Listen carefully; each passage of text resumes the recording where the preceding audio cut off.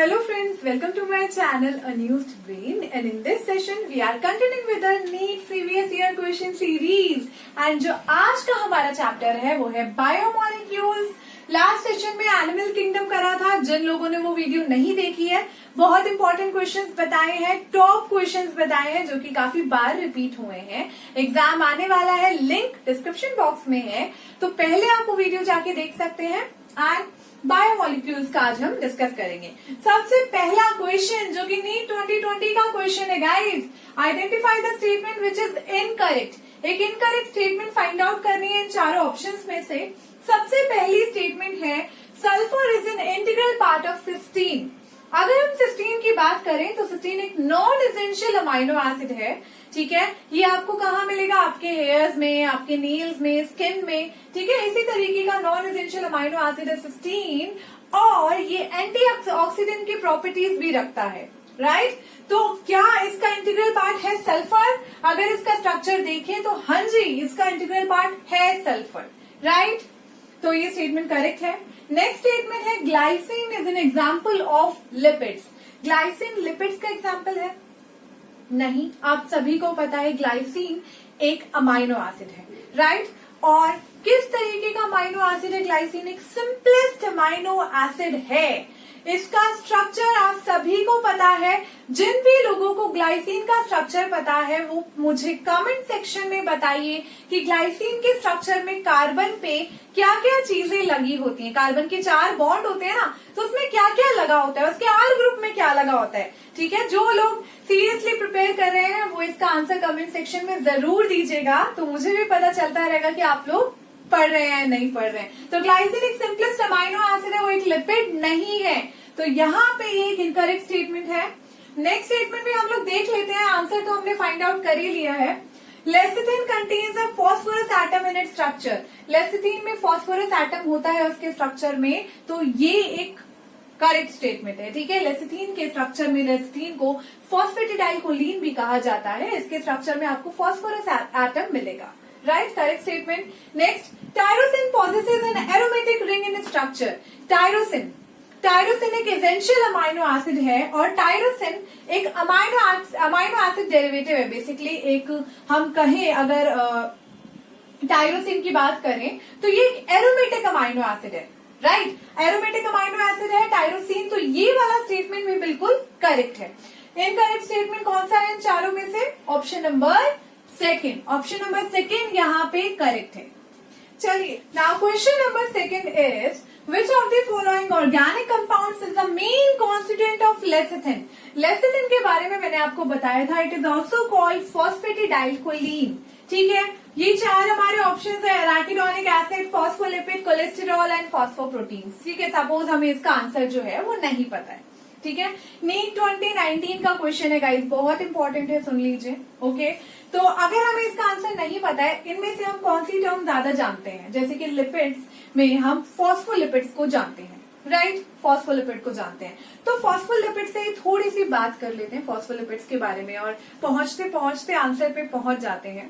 Okay, phospholipids, जो phospholipid derive होते हैं ग्लिसरॉल से, राइट, उनको फॉस्फोग्लिसराइड्स कहा जाता है। फॉस्फोग्लिसराइड्स के स्ट्रक्चर की अगर हम बात करें तो it contain a glycerol molecule, 2 fatty acid, एक फॉस्फेट और एक एल्कोहल। राइट, 4 चीजें होती हैं। नाउ एल्कोहल जो है वो चेंज होता रहता है। ठीक है, एल्कोहल की जगह हम कुछ भी रख सकते हैं। तो अगर मैं एल्कोहल की जगह कोलीन रखती हूँ, राइट, एल्कोहल में अगर मैं कोलीन रखती हूँ, तो जिस एल्कोहल में, ठीक है, जिस फॉस्फोग्लिसराइड के एल्कोहल में कोलीन होता है, उस तरीके के फॉस्फोग्लिसराइड को फॉस्फेटिडाइलकोलिन कहा जाता है। राइट, तो वो फॉस्फेटिडाइलकोलिन लेसिथिन को ही कहते हैं। ये आपको यहां तक समझ आया। और फॉस्फोलिपिड, यहाँ पे हमें क्या पता चल रहा है कि फॉस्फोलिपिड मेन कॉन्स्टिट्यूएंट है। राइट, क्योंकि स्टार्टिंग हमने उसी से करी थी, फिर हम पहुंचे कोलीन पे, ठीक है, और लेसिथिन पे। राइट, तो फॉस्फोलिपिड यहाँ पे करेक्ट आंसर है। आप हमेशा इसको याद रखिएगा guys. Next question, match the following. NEET 2020 का क्वेश्चन है, ये भी बहुत इंपॉर्टेंट क्वेश्चन है। सबसे पहले एक्वापोरिन है। ठीक है, अब हमने इसमें से भी सपोज आप लोगों को कुछ नहीं पता तो कैसे फाइंड आउट करेंगे, जैसे कि चिटिन, चिटिन आपको पता है एक्सोस्केलेटन बना होता है ना आर्थ्रोपोडा का, चिटिन का ही बना होता है। किस में आते हैं चिटिन? पॉलीसेकेराइड्स में आते हैं, राइट। तो चिटिन का हो गया पॉलीसेकेराइड, यानी कि डी का हो गया सेकंड, डी का सेकंड। तो देख लेते हैं डी का सेकंड कितने में है, इसमें ही सिर्फ डी का सेकंड है, ऑप्शन नंबर 1 में डी का सेकंड हमने देख लिया। इसके बाद डी का सेकंड नहीं है। जब मैं एक में कंफर्म हूं कि चिटिन इज अ पॉलीसेकेराइड, उसके बाद मुझे और देखने की जरूरत ही नहीं है। आप और भी अगर इसमें से कोई एक जानते हैं तो ये टेक्निक्स होती हैं बच्चे, ठीक है। एक या दो फाइंड आउट कर लो, उसके बाद बाकी सारे आपको खुद ही मिल जाएंगे, ठीक है। आप जल्दी से क्वेश्चन सॉल्व करने के लिए कोशिश किया करो, ऐसा नहीं कि चारों को फाइंड आउट करेंगे, चारों के ढूंढेंगे, इसमें मत पढ़ो।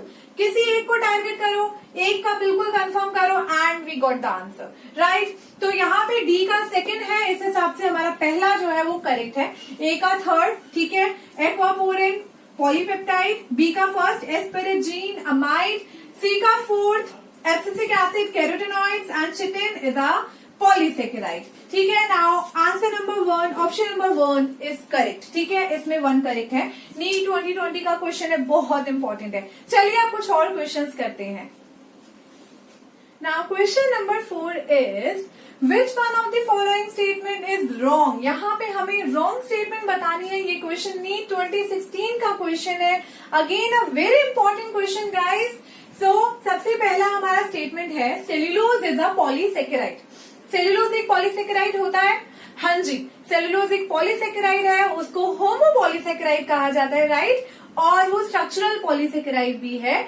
सेल्यूलोज बेसिकली जो उसकी यूनिट्स होती हैं वो ग्लूकोज उसकी यूनिट्स होती हैं, मोनो यूनिट्स आर ग्लूकोज, इसीलिए ये एक होमोपॉलीसेकेराइड कहलाता है। तो ये स्टेटमेंट बिल्कुल करेक्ट है। Next statement, uracil is a pyrimidine. तो यूरेसिल एक पायरिमिडीन है, आप लोग बताइए। यूरेसिल हो गया, साइटोसिन हो गया, थाइमीन हो गया, ये हमारे क्या बोलते हैं पायरिमिडीन्स होते हैं, राइट। इसके अलावा जो हमारे एडेनिन हो गए, ठीक है, एडेनोसिन हो गया, सॉरी एडेनिन हो गया, ग्वानिन हो गया, ये हमारे प्यूरिन्स होते हैं, राइट। इसके अलावा यूरेसिल किस में आता है? पायरिमिडीन में आता है। ये स्टेटमेंट जो है करेक्ट है। Next statement, glycine is a sulphur containing amino acid. Guys थोड़ी ही देर पहले मैंने आप लोगों से पूछा था कि ग्लाइसिन का what is the structural formula of glycine, right. Carbon में क्या क्या ग्रुप्स लगे होते हैं। सो यहाँ पे सल्फर कंटेनिंग अमाइनो एसिड तो ये बिल्कुल भी नहीं है, यहाँ सल्फर नहीं लगा होता। एक हिंट है आप लोगों के लिए, तो कमेंट सेक्शन में जरूर इसका फॉर्मूला आप मुझे लिख के भेजिए। आप लोगों को आता है कि नहीं आता है, those who are seriously preparing for this exam, और शायद वो लोग क्लियर कर भी लेंगे अगर इसका आंसर उन लोगों को आता होगा। तो ये स्टेटमेंट यहाँ पे हमारा रॉन्ग है। फिर भी हम ये वाला भी देख लेते हैं, sucrose is a disaccharide. Sucrose एक डाइसेकेराइड है, हाँ जी है, ग्लूकोज और फ्रक्टोज का बना होता है, इसको केन शुगर भी कहा जाता है।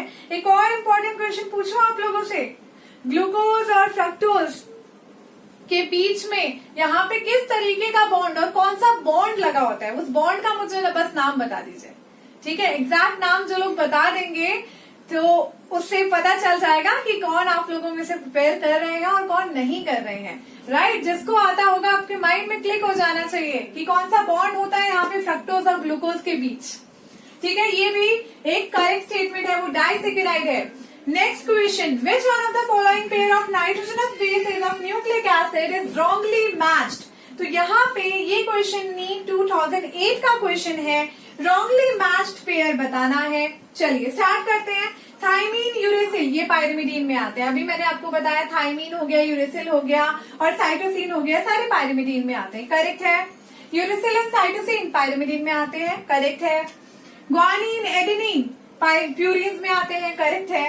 नेक्स्ट, एडेनिन एंड थाइमीन ये प्यूरिन्स में नहीं आते, एडेनिन एंड ग्वानिन ये दोनों ही प्यूरिन्स में आते हैं, राइट। तो ये स्टेटमेंट यहाँ पे रॉन्ग है, ये हमारा करेक्ट आंसर है। Next question, which of the following pair is wrongly matched. तो नीट 2009 का क्वेश्चन है, ये रॉन्गली मैच्ड पेयर बताना है।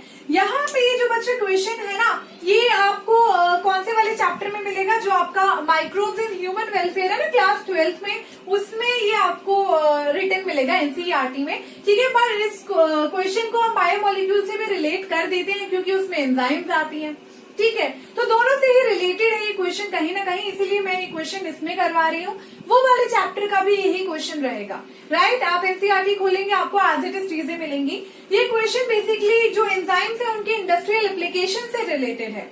सबसे पहला डिटर्जेंट लाइपेज, तो लाइपेज जो है वो डिटर्जेंट्स के तौर पे यूज करी जाती है लॉन्ड्रीज में ऑयली स्टेन्स को हटाने के लिए। क्लियर है, ठीक है, करेक्ट है वाला। Next, nitrogenase alcohol. Nitrogenase enzyme कब से वह एल्कोहल बनाने के यूज में आने लग गई? नो, नॉट पॉसिबल, ठीक है। एल्कोहल आपको पता है, राइट, यीस्ट से बनता है, शुगर से बनता है। Next, pectinase fruit juices. Pectinase जो एंजाइम है वो फ्रूट जूसेस को और जूसेस को बॉटल्स में क्लैरिफाइड करके जब रखा जाता है, जो जूसेस आप घर में पीते हो उसमें पल्प नहीं होता, तो पेक्टिनेस की मदद से किया जाता है, ये करेक्ट है।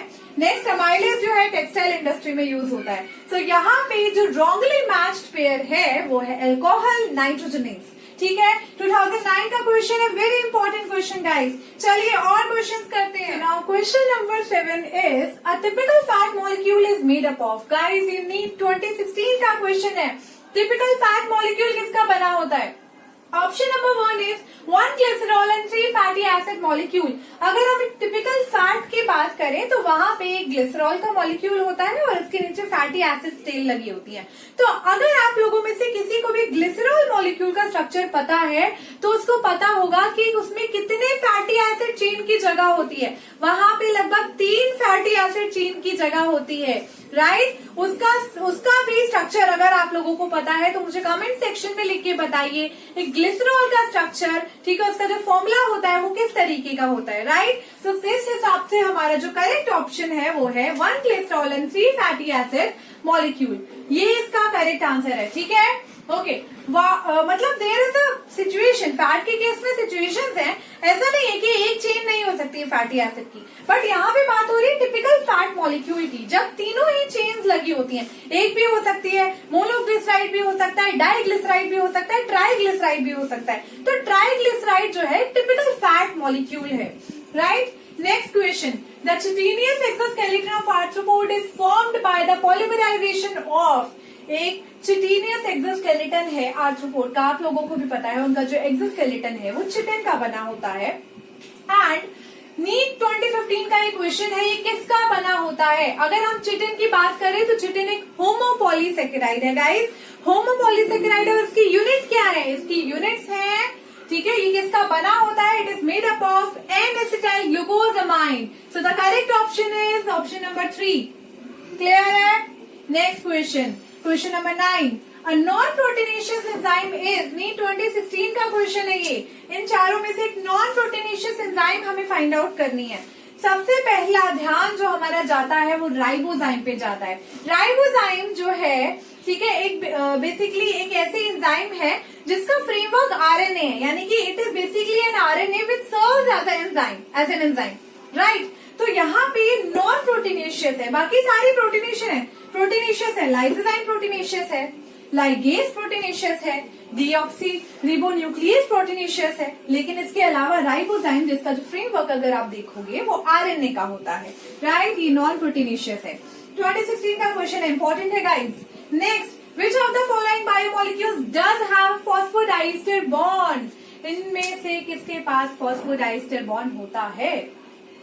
फॉस्फोईस्टर और फॉस्फोडाइस्टर बॉन्ड आपने कहाँ पढ़े? ठीक है, जब आप क्लास 12th में डीएनए वाला चैप्टर पढ़ोगे तो उसमें आपको ये बॉन्ड्स नजर आएंगे, फॉस्फोईस्टर, फॉस्फोडाइस्टर। और सेम ही टॉपिक हमारा बायोमोलिक्यूल वाला चैप्टर में भी है, राइट। तो बच्चों आपको पता है कि जो हमारे 2 न्यूक्लियोटाइड्स होते हैं वो जुड़ते हैं फॉस्फोडाइस्टर लिंकेज की मदद से और बनाते हैं डाई न्यूक्लियोटाइड। तो इसीलिए तो करेक्ट ऑप्शन क्या होगा? Nucleic acid in nucleotides, right. Option number 4 is correct. NEET 2015 का क्वेश्चन है, very important question. Question number 11 is an organic substance bound to an enzyme and essential for its activity is called. NEET 2006 का question है guys, very important question. ये पूछ रहे हैं कि एक ऑर्गेनिक सब्सटेंस जो कि एक एंजाइम के साथ बाइंड होता है और उसकी एक्टिविटी के लिए बहुत एसेंशियल होता है। जिस हिसाब से ऑप्शन दे रखे हैं उस हिसाब से हमें ये पता चल रहा है कि यहाँ पे एक सिंपल एंजाइम की बात नहीं कर रहा है, यहाँ पे एक कॉन्जुगेटेड एंजाइम की बात कर रहा है। कॉन्जुगेटेड एंजाइम का मतलब जिन लोगों को नहीं पता है मैं बता देती हूँ। कॉन्जुगेटेड एंजाइम्स वो एंजाइम्स होती हैं जहां पे एक प्रोटीन पार्ट के साथ एक नॉन प्रोटीन पार्ट भी जुड़ा होता है, ठीक है, और नॉन प्रोटीन पार्ट जुड़ने की वजह से वो एंजाइम जो है वो फंक्शनल हो जाती है। चलिए शुरू करते हैं इसका एक्सप्लेनेशन। तो यहाँ पे अगर मैं बात करूं प्रोटीन पार्ट की, तो कॉन्जुगेटेड एंजाइम में जो प्रोटीन पार्ट होता है ना बच्चों, उसको एपो एंजाइम कहा जाता है। ये वाला जो पार्ट होता है वो नॉन फंक्शनल होता है। जब नॉन प्रोटीन पार्ट उसके साथ जुड़ेगा ना तब वो फंक्शनल हो जाएगा, और जब वो फंक्शनल हो जाएगा तब उसको होलो एंजाइम कहते हैं। तो यहाँ पे दो चीजें तो हमें पता चली गई कि भाई ये और ये आंसर नहीं है, जो कि एंजाइम की एक्टिविटी में पार्टिसिपेट नहीं कर रहे, ये नॉन फंक्शनल है और ये फुली फंक्शनल एंजाइम की बात हो रही है। तो ऐसा कौन सी चीज है इसमें से और इसमें से, ऐसा कौन सा वो हमारा आंसर है जो कि एक नॉन प्रोटीन पार्ट है और हम जिसको प्रोटीन के साथ जोड़ देंगे और वो फंक्शनल एंजाइम बन जाएगी, यानी कि होलो एंजाइम बन जाएगी। ओके, चलिए मैं बताती हूँ आप लोगों को। तो वो होते हैं कोफैक्टर्स। कोफैक्टर्स दो तरीके के हो सकते हैं, मतलब दो हो सकते हैं, और भी हो सकते हैं, मेटेलिक आयंस वगैरह भी हो सकते हैं। इसके अलावा जो मेन है वो हमारी दो हैं, कोएंजाइम हो गया और प्रोस्थेटिक ग्रुप हो गया। जो कोएंजाइम्स होते हैं ना बच्चों, वो इजीली सेपरेट करे जा सकते हैं, उस प्रोटीन पार्ट में से इजीली आप उनको सेपरेट कर सकते हो। लेकिन जो प्रोस्थेटिक ग्रुप्स होते हैं वो भी यूज करे जाते हैं as a non protein part, but आप उनको इजीली सेपरेट नहीं कर सकते। तो ये एक डिफरेंस है हमारा कोएंजाइम में और प्रोस्थेटिक ग्रुप में। तो कोएंजाइम की अगर मैं बात करूं, यही हमारे यहाँ पे ऑप्शन में दे रखा है। कोएंजाइम वो नॉन प्रोटीन पार्ट होता है जो कि एक क्या बोलते हैं कि एक नॉन फंक्शनल एंजाइम की एक्टिविटी को, ठीक है, एक्टिविटी में पार्टिसिपेट करता है और नॉन फंक्शनल एंजाइम को फंक्शनल एंजाइम बनाता है। एपो एंजाइम में अगर मैं कोएंजाइम जोड़ दूं तो वो एक फंक्शनल एंजाइम यानी कि होलो एंजाइम बन जाएगा। आई होप आपको ये एक्सप्लेनेशन समझ आ गया होगा। तो करेक्ट आंसर है कोएंजाइम। नेक्स्ट क्वेश्चन पे चलते हैं। A competitive inhibitor of succinic dehydrogenase is NEET 2008 का क्वेश्चन है, अगेन रिपीट हो सकता है। सक्सिनिक डिहाइड्रोजनेज का एक कॉम्पिटेटिव इनिबिटर बताना है। कॉम्पिटेटिव इनिबिटर्स क्या होते हैं? सबसे पहली बात, कॉम्पिटेटिव इनिबिटर्स वो होते हैं जो कि सबस्ट्रेट के साथ कंपीट करते हैं एक्टिव साइट्स में लगने के लिए, ठीक है। जैसे कि अगर कोई सबस्ट्रेट है, अगर वो 100% प्रोडक्ट बना रहा है और अगर वहां पे उसका कॉम्पिटेटिव इनिबिटर आ गया तो वो 50% एक्टिव साइट घेर लेगा और 50% इस सबस्ट्रेट के लिए बचेंगी, तो जो प्रोडक्ट बनेगा वो 50% बनेगा। और आपको पता है ये जो कॉम्पिटेटिव इनिबिटर है ना, जब ये एक्टिव साइट के साथ रिलेशनशिप बनाते हैं, कॉम्प्लेक्स बनाते हैं, तो वो एक परमानेंट कॉम्प्लेक्स होता है, यानी कि जो 50% साइट घिरी है ना वो परमानेंटली घिर गई है। बहुत नुकसान होता है इससे, हमारा प्रोडक्ट नहीं बन पाता। तो यहाँ पे सक्सिनिक डिहाइड्रोजनेज की अगर मैं बात करूं तो ये वाली जो एंजाइम है वो सक्सिनेट को फ्यूमरेट में कन्वर्ट करने के लिए यूज होती है, राइट। सक्सिनिक डिहाइड्रोजनेज का क्या काम है बॉडी में? सक्सिनिक डिहाइड्रोजनेज जो है हमारी इनर माइटोकॉन्ड्रियल मेम्ब्रेन में पाई जाती है and it is very important enzyme for citric acid cycle and for ATP production, वहां पे एटीपी को प्रोड्यूस करने के लिए। ओके, अगर इसका इनिबिटर यहाँ पे आ गया, इसका इनिबिटर कौन है? इसका इनिबिटर है मेलोनेट। ये मेलोनेट इसका इनिबिटर है। जब ये इस एंजाइम को इनिबिट कर लेता है तो जो हमारा फ्यूमरेट बन रहा होता है ना वो 50% बनता है, राइट। और फिर एटीपी प्रोडक्शन कम हो जाएगा एंड मेनी मोर थिंग्स जो कि होंगी इससे रिलेटेड। तो malonate is a competitive inhibitor of succinic dehydrogenase. Next question guys, 13 है हमारा। The essential chemical component of many coenzymes are. NEET 2013 का क्वेश्चन है। बहुत सारे कोएंजाइम्स का एसेंशियल केमिकल कंपोनेंट क्या होता है? Proteins, nucleic acid, carbohydrates, vitamins. तो आपको पता होना चाहिए vitamins are the chemical component जो कि एसेंशियल होती है बहुत सारे कोएंजाइम्स के लिए। Next question, which one of the most abundant protein in animal world. बहुत इंपॉर्टेंट क्वेश्चन है और बहुत इजी क्वेश्चन है, बहुत बार आ चुका है, ठीक है। नीट 2020 का क्वेश्चन है। सबसे ज्यादा एनिमल वर्ल्ड में अबंडेंट प्रोटीन जो है वो है कोलेजन। कोलेजन आपको बोन में मिलेगा, टेंडन्स में मिलेगा, आपके स्किन में मिलेगा, ठीक है, आपके ब्लड वेसल्स में मिलेगा। एक फाइब्रस टिश्यू है बेसिकली, ठीक है, फाइबर्स की फॉर्म में ये प्रेजेंट होता है। कोलेजन है, फाइब्रस प्रोटीन हम इसको कह सकते हैं। तो ये है हमारा मोस्ट अबंडेंट प्रोटीन। क्लियर है, फाइबर्स की फॉर्म में होता है। Next question number 15, identify the basic amino acid from the following. NEET 2020 का क्वेश्चन है, very important question. Basic amino acid. Now glutamic acid, ठीक है। अच्छा, ये जो चारों हैं इनको फाइंड आउट करना थोड़ा सा डिफिकल्ट है, राइट। थोड़ा बहुत कुछ आपको पहले से पता होना चाहिए। चलो तो शुरू करते हैं टायरोसिन से। टायरोसिन के बारे में मैं आपको बता चुकी हूँ कि इसके अंदर एरोमेटिक रिंग होती है। तो ये कैसा अमाइनो एसिड है? एरोमेटिक अमाइनो एसिड है, ये बेसिक नहीं है। डन, ये छट गया। नेक्स्ट, इसके बाद यहाँ पे एसिड लगा है, तो ये एक एसिडिक अमाइनो एसिड ही होगा। सिंपल सी बात है भाई, बेसिक तो होगा नहीं, पीछे एसिड लगा है, ये भी छट गया। दो बचे हमारे, लाइसिन एंड वेलिन। वेलिन के बारे में आपने सुना होगा कि ये एक न्यूट्रल अमाइनो एसिड है, ना बेसिक है ना एसिडिक है। तो क्या बचा? लाइसिन। लाइसिन हमारा एक बेसिक अमाइनो एसिड है बच्चों। तो ऐसे इनको फाइंड आउट करने के मैं तरीके भी आपको बताती रहती हूँ कि कैसे हम एलिमिनेशन मेथड से फाइंड आउट कर सकते हैं किसी भी क्वेश्चन का आंसर। अगर आपको थोड़ा सा भी हिंट पता हो तो आप उसको फाइंड आउट कर लेंगे जल्दी से जल्दी। लाइसिन यहाँ पे एक बेसिक अमाइनो एसिड है, बहुत इंपॉर्टेंट क्वेश्चन है ये भी। तो आज का सेशन खत्म होता है और हमने काफी सारे इंपॉर्टेंट क्वेश्चन करे। यही कुछ टॉप क्वेश्चंस हैं जो कि बार बार आते रहते हैं, ठीक है। इन्हीं से क्वेश्चंस बनते हैं, जैसे कि टायरोसिन आपने पढ़ा, ग्लाइसिन आपने पढ़ा, इन्हीं से क्वेश्चंस बनेंगे। इनको पढ़ना बहुत जरूरी है, ठीक है। चलिए आज के लिए बस इतना ही, और अब हम मिलते हैं अपने नेक्स्ट सेशन में एक नए चैप्टर के साथ। और अगर आप लोगों को कोई और चैप्टर डिस्कस करना है अपनी पसंद का, ठीक है, ऐसे ही क्वेश्चंस डिस्कस करने हैं मेरे साथ, तो आप लोग प्लीज कमेंट सेक्शन में मुझे लिख के भेज दीजिए, और आपके एग्जाम से पहले मैं उससे रिलेटेड एक वीडियो बना दूंगी आप लोगों के लिए। ओके, चलिए आज के लिए बस इतना ही। Thank you.